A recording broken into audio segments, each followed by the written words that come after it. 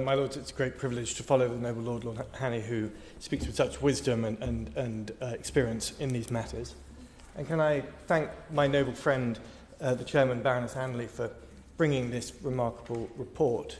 I'd like to echo my noble friend, Lord Howe, in saying that it was always a hard-hitting wake-up call of a report, but it's even more relevant today. And whilst the delay is regretful, this debate couldn't be more timely. Now, I completely agree with those speakers who have noted the failure by the government to publish a clear China strategy. Noble Baroness de Souza was quite right when she said that that is a big mistake.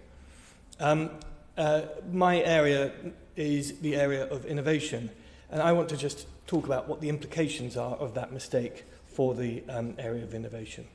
Now, I saw for myself as a health minister during the pandemic the absolutely critical importance of trade and scientific dialogue with China.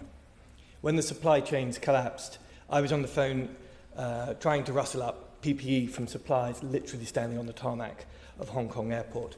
And I had a role in the £3.5 billion worth of LFDs that had been bought off China that were incredibly important to our battle against COVID.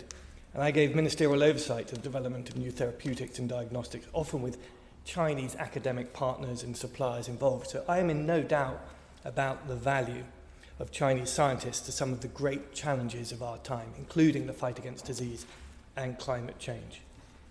But, my lords, we are entering a period where the CCP have outlined a clear manifesto for technological supremacy in a number of strategic fields that we have a very keen and important interest in.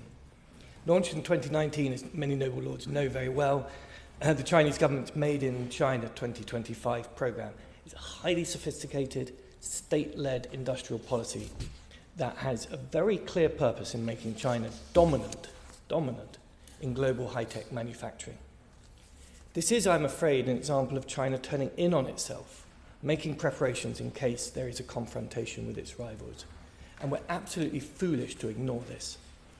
We should take this 10-year plan absolutely seriously as a piece of hard-edged industrial strategy with key metrics and a ruthless approach to success. My lords, we know a lot about their approach.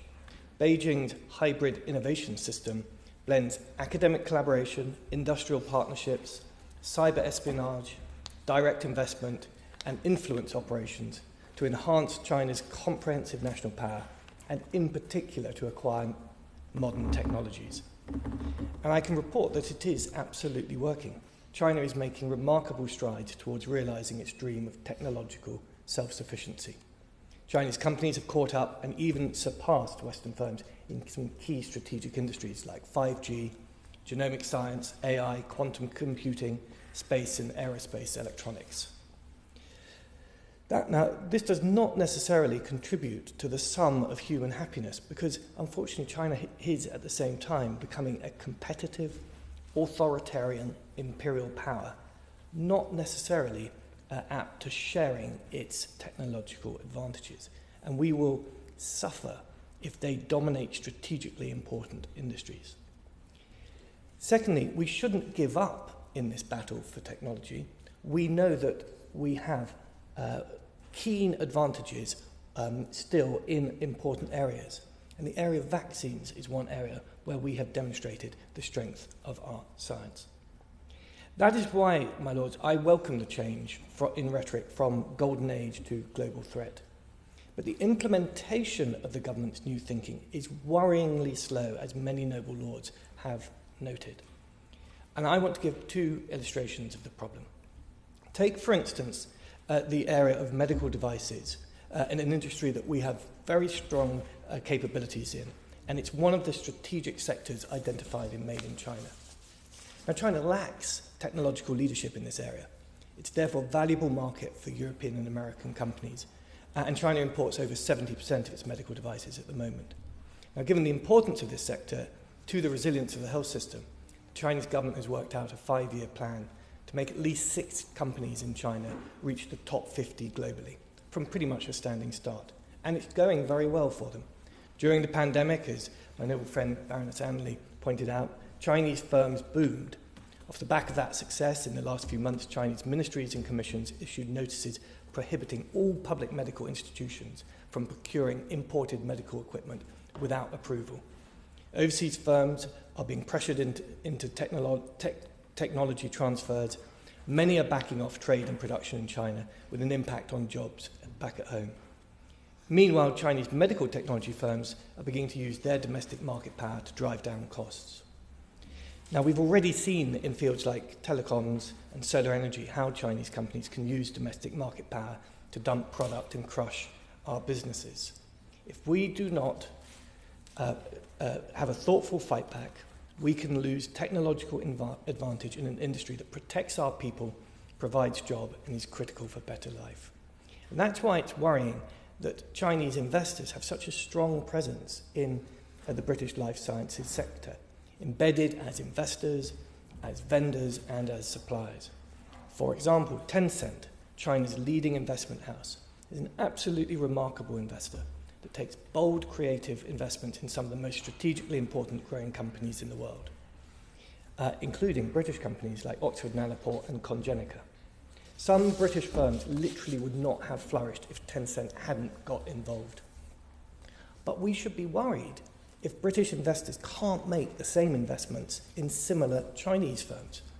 We should review our laissez-faire attitude to Chinese investment now that the CCP have picked up their pace for dominance in this key life science sector.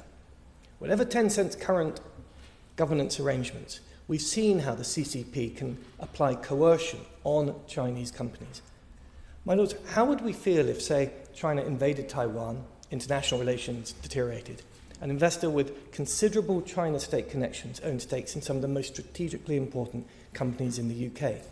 That is a really important question. I don't have the answer, but this is a question that the government does need to answer, and I don't know who is going to provide an up-to-date answer that reflects latest events. Secondly, to give a second example, we should be aware of the strategic threat around some of these industries. Take, for instance, the genomics industry, which has grown massively after COVID-19. The value of health data now represents a new battlefield for parliamentarians, regulators, and national security protectors. The CCP sees genetic data and genomics as a priority industry to target as part of its Made in China program. It's acquiring and exfiltrating huge data sets to power its AI machinery for global surveillance, political control, mass disinformation, and military strategic advantage.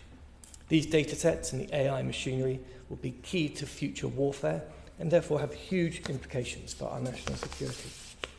Allies in America, Australia, and Europe recognise this threat and have sought to control the risk, including blacklisting Chinese genomic companies like BGI Group in response to human rights concerns and possibly participation in the persecution of Uyghur Muslims. In the UK, BGI has links to British universities, companies and institutions on a grand scale, for instance with Birmingham, Exeter, York, Plymouth, Cardiff and Newcastle universities. My fear is that we just don't understand the risks involved in commissioning genomics firms with close ties to the Chinese states, firms that have demonstrated the capability, resources and intent to misuse genetic data gathered from around the world. We don't understand what is being done to help keep this data safe.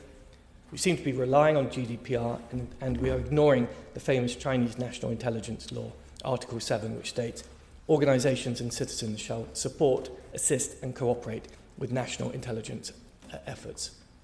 As the noble Lord Alton rightly reminds us, that we are at risk from Chinese government-linked companies, for example, sanctioning Huawei, Beijing Infinite Vision and Hikvision. But despite calls from MPs, lords and campaigners, in the more sensitive area of human genomics, the UK government doesn't seem to show the capability to take even minimal action. My lords, there is progress. The procurement bill and the national security bill present vital opportunities to address the UK's one-dimensional approach to national security and plug serious gaps in our coverage. I pay tribute to the government for statements from the Prime Minister, the late Prime Minister, and the appointment of ministers like Tom Tugendhat and Nuz Ghani. The noble and gallant Lord Stirrup is right. There is no sign of implementation behind that intent. But even if the powers that are now on the statute book or heading for the statute book, I just don't see the implementation plans, the resource building, the institutional infrastructure, or the expertise recruitment to tackle these complex issues. I know that when I was a minister and I had concerns about national security, I was met with a fuzzy and unclear response, and I'm just not sure that's changed. My specific concern is that despite the warnings of Ken McCullum at GCHQ about tech theft, there's just no mechanism for answering the 10-cent question or the BGI question. Where is that China policy that should provide the strategic direction? Who are the people who should be thinking through these risks? Which office at Bayes or elsewhere should be responsible? Where is the risk assessment published? Baroness Blackstone emphasised engagement with risk assessment, but who is actually going to do that risk assessing? My Lord, speeches and laws are very well, but our relationship with China is changing very quickly, and we need agile expert trade infrastructure so we can walk the very delicate line that maximises the valuable global trade and protects our national interests against a formidable threat. That's why item 56 in the report, which recommends in the report recommendations, is so important. I join the committee in calling on the government to publish a detailed plan for the implementation of the National Security and Investment Act, to provide confidence for overseas investors, but also to help us understand how investment will protect British interests. I support the recommendation in item 57, calling on the government to conduct scenario planning on supply chain vulnerability and identify where action is needed to mitigate risks. I support item 63, calling on the government to conduct an impact assessment on the potential consequences of increased political tensions between the UK and China on British businesses or on Chinese investments. My Lords, we do have a lot on, but I would urge the Minister that there is not much time to put in place this implementation so we can avoid the inglorious scramble we saw when Russia invaded Ukraine, and that was a much less important trading partner. My Lords, one of the report's conclusions is that, and I quote, an increased knowledge and understanding of China, including its languages, within government, the